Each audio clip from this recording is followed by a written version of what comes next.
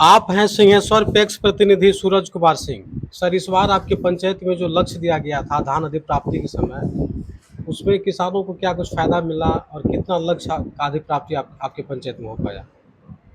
देखिए, सबसे पहले तो आप लोग को यहाँ तक चलकर आने के लिए सभी जितने भी आप मीडिया भाई हैं, बंधु हैं, सबको मैं पहले धन्यवाद देना चाहता हूँ और अपनी ओर से प्रणाम करना चाहता हूँ।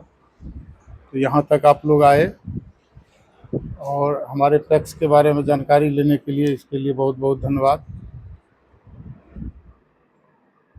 सर्वप्रथम कि हम 2009 से लगातार पैक्स में काम कर रहे हैं।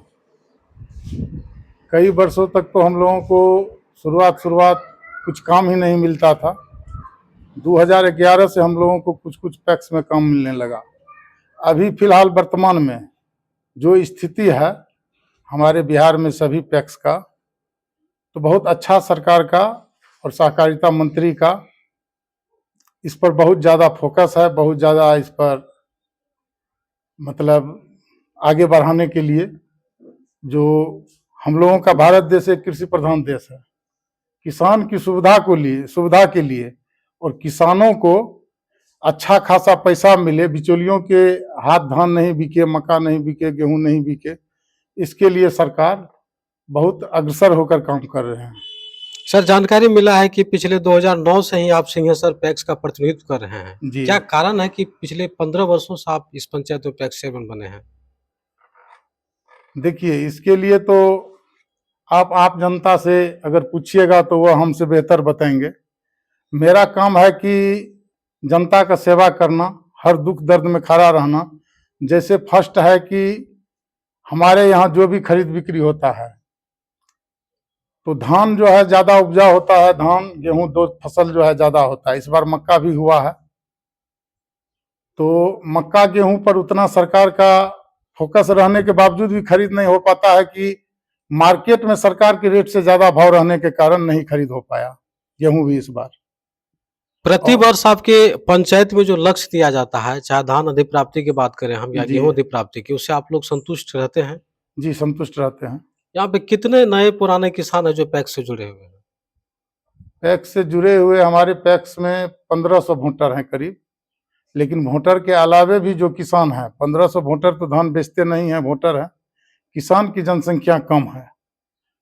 तो हमारे पैक्स में जैसे 2023-24 में 6100 क्विंटल करीब धान खरीद की गई थी सिंहेश्वर पैक्स के द्वारा। धान गेहूं रख रखाव के लिए यहाँ पे पैक्स गोदाम बना हुआ है। जी, बना हुआ कितने है। एमटी का है सर? 200 एमटी का है। पर्याप्त है? पर्याप्त नहीं है, उसके लिए हम लोगों को विभाग द्वारा कई बार कहा गया कि 1000 एमटी का बनाइए, लेकिन जमीन के अभाव में हम लोगों का 80% मार्केट है, 20% हम लोगों का गांव पड़ता है, जो इस बार सिंहेश्वर से रामपट्टी पंचायत करके अलग हुआ है। खाद का लाइसेंस भी प्राप्त है सर आपको? खाद का लाइसेंस था प्राप्त, लेकिन जब मार्केट में खाद का स्कार्सिटी नहीं होने लगा, तो लगभग करीब करीब पैक्स जो है खाद का कारोबार छोड़ तो दिया। फिर समय से किसान को खाद और बीज कैसे उपलब्ध करवाते हैं आप? हम लोग मार्केट से उपलब्ध जो है एजेंसी से करवा देते हैं। सर, इस बार आपको कितना लक्ष्य दिया गया था? धान का जी, जी। धान का लक्ष्य हम लोगों को 5000 क्विंटल दिया गया था। क्या ये पर्याप्त था आपकी पंचायत के लिए? हाँ, पर्याप्त था। जो उपज होता है, जो रकबा है हम लोग के पंचायत का, उस अनुसार। आपके पंचायत में कितने कुल वार्ड हैं? हम लोगों के पंचायत में अभी तो 7 वार्ड है, जब से अलग हुआ है। पहले 13 वार्ड था जब सिंहेश्वर था, पैक्स अलग नहीं हुआ है अभी। क्या सातों वार्ड के किसान आपसे जुड़े हुए हैं? नहीं, अभी तो 13 वार्ड का जुड़े हुए हैं, जी, इसीलिए जी। कि 13 वार्ड का पैक्स अध्यक्ष हैं हम। जी। लेकिन इस बार जो है पता चला है कि ये नगर पंचायत और गौरीपुर सिंहेश्वर मिलके एक नगर पंचायत पैक्स बनेगा। अच्छा सर, जो इसका चिट्ठी आया हुआ है, लेकिन अभी उस पर कोई क्लियरेंस नहीं हुआ। आपके पंचायत में राइस मिल है? पंचायत में तो नहीं है, पंचायत से अलग है। तो फिर किस राइस मिल को देते हैं सर यहाँ हम से? बगल में जो है आपको मानपुर पंचायत है, मानपुर पंचायत में राइस मिल से टैग करते हैं। हम लोगों को विभाग द्वारा निर्देश रहता है कि जो भी जिसका नज़दीकी है और जिसको जहाँ सुविधा है, वह उस सुविधा के अनुसार एग्रीमेंट करा के उस मिलर से। सरकारी है या प्राइवेट सर? प्राइवेट है। प्राइवेट सरकारी नहीं है। नहीं, सरकारी जो है ना वो कई पैक्स को मिला है जो फिलहाल अभी बंद है। पैक्स में क्या कुछ सुधार होने की जरूरत है आपकी नज़र में? मेरे नज़र में देखिए पैक्स में सुधार, जैसे कि हम लोगों को अभी कृषि यंत्र दिया गया है। कृषि यंत्र में हम लोगों को ट्रैक्टर, ट्रॉली, रोटावेटर, कल्टीवेटर, उसके बाद मल्टी थ्रेशर जिसमें धान, गेहूं, मक्का, मूंग सब तैयार होता है, तो वह सभी पैक्स में जत्र तत्र पड़ा हुआ है। यह एक एजेंसी ही पूरे बिहार में 38 जिला में सप्लाई दिया, एक ही कंपनी। अब इसमें जो ऊपर से नीचा तक जो भी व्यवस्था हो, सेटिंग हो, अच्छा, और एक जो एक भी काम का कोई यंत्र नहीं है। किसान को अगर डीजल भरा के फ्री में भी कहेंगे जोतने के लिए तो किसान ट्रैक्टर नहीं ले जाता है, डीजल इतना खाता है। हम लोग के इलाके में जो ट्रैक्टर का या जो थ्रेसर का यहाँ जरूरी था, आवश्यकता था, वह चीज सरकार नहीं दे पाया। एक चीज और, जो मूल्य किसान को धान का और गेहूं का पैक्स के द्वारा तय किया जाता है, क्या वो मूल्य से किसान संतुष्ट है?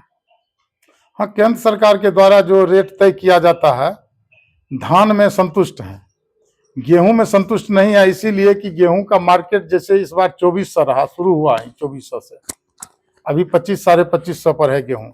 लेकिन केंद्र सरकार का रेट जो है 2275 ही था, जिस कारण एसएफसी के बहुत सारे वरीय पदाधिकारी भी सिंहेश्वर में आए और बहुत अथक प्रयास किए। हम लोगों के यहाँ भी चल के बहुत पदाधिकारी आए, जहाँ तक 2-4 किसान का ऑनलाइन भी किए मेरे पास बैठ के, लेकिन फिर भी खरीद नहीं हो पाया।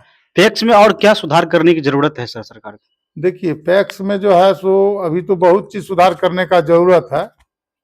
और जैसे अभी हमारे केंद्रीय सहकारिता मंत्री अमित शाह जी हैं, तो उनका देखते हैं कि पिछले करीब 2-3 वर्षों से बहुत काफ़ी जो है पैक्स पर उनका, जैसे कल हमारे 4 अध्यक्ष जो हैं वीडियो कॉन्फ्रेंसिंग से बात किए, कुछ चुनाव पर और कुछ गेहूं अधिप्राप्ति पर भी, जो क्या दिक्कत हो रहा है, कहाँ हो रहा है, उसमें कल गए थे। एक बार एक भूषण चौधरी भी यहाँ लालपुर, वो भी गए थे, तो हम आज सुबह में बात किए। तो यही सब, लेकिन है क्या, इस पर थोड़ा सा फोकस और कंसस होने की आवश्यकता है कि किसान को थोड़ा ज्यादा से ज्यादा लाभ मिले। मान लीजिए हमारे पंचायत में जैसे हम 1 क्विंटल धान भी खरीदते हैं, 5 क्विंटल धान भी खरीदते हैं, 50 क्विंटल भी खरीदते हैं, छोटा छोटा किसान है। और सरकार की भी प्राथमिकता है कि सर्वप्रथम छोटा किसान को फर्स्ट प्राथमिकता दिया जाए, धान बाजार में नहीं बेचे। धान का जितना लक्ष्य मिला था सर आपको, किसान ने उतना मुहैया करवाया, तो क्या लगता है उस किसान को सही समय से उसका पैसा मिल गया? एकदम सही समय से पैसा मिला। खाद बीज की बात की जाए तो सर, जो सरकारी रेट में किसान को मिलना चाहिए, आपके पास खाद उपलब्ध नहीं, तो फिर एजेंसी से दिलाते हैं, तो किस रेट में दिलाते हैं खाद? एजेंसी से सस्ता रेट में ही मिलता है, जो लेकिन सरकारी कुछ रेट में किसान मिलता है, हाँ कुछ किसान है कि जैसे मार्केट से भी ले लेता है, जी जी। लोग उधारी लेने जाता है, तो कुछ किसान है जिसका कि अपना खाता बही चलता है, तो अपना क्रेडिट से भी ले लेता है।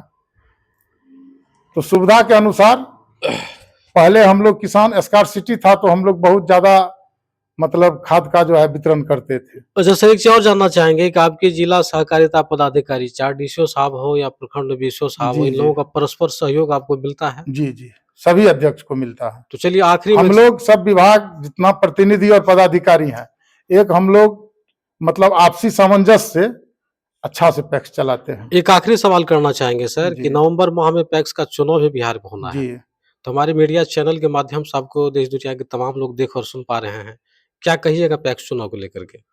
क्योंकि समय बहुत कम है और आप लंबे समय से इस पंचायत में पैक्स अध्यक्ष हैं, वर्तमान जी। आपकी पत्नी रूपम देवी जी हैं जी जी। और आप यहाँ के जाने माने समाज सेवी हैं।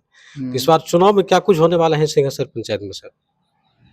देखिए सिंहेश्वर पंचायत में तो अब क्या कहा जाए, जनता तो सर्वोपरि है, जनता मालिक है, और हम जिस तरह काम कर रहे हैं उस काम के अनुसार हमको पूर्ण विश्वास है कि पुनः फिर जो है चौथे बार जनता हमको अपना आशीर्वाद देंगे, अपना बहुमत देंगे, क्योंकि मेरा कार्यकलाप बहुत अच्छा रहता है जनता के प्रति, किसानों के प्रति, यहाँ के समाज के प्रति। इसीलिए आपका हमको परिचय विश्वास सर? है। जी, सूरज कुमार सिंह, पूर्व जिला परिषद।